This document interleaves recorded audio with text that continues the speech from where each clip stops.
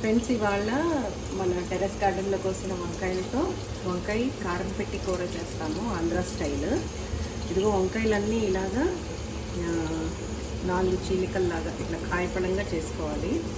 ఇది కూరకారం ముందే కొట్టి పెట్టుకున్నాను నేను. దీంట్లో ఎండుమిరపకాయలు, ధనియాలు,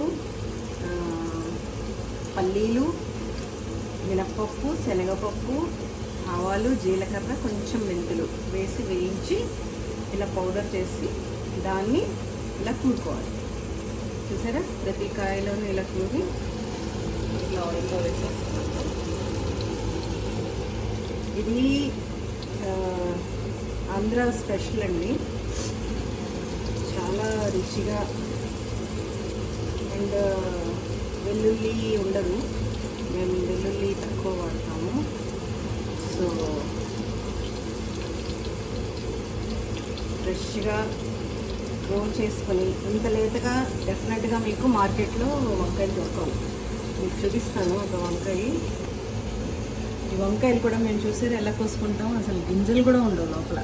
అంత లేతవి మనం పెంచుకుంటేనే కొయ్యగలం, లేకపోతే మార్కెట్లో మనకి ఇంత లేతవి అయితే డెఫినెట్గా అమ్మరు, వాళ్ళకి నష్టం కాబట్టి.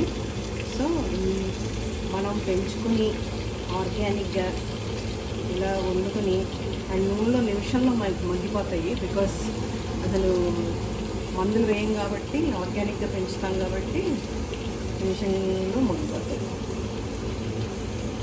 ఇలా మేము వచ్చిన కూరలల్లో చాలా ఫ్రెష్గా వండుకొని ఆరోగ్యకరంగా తింటూ ఉంటాము.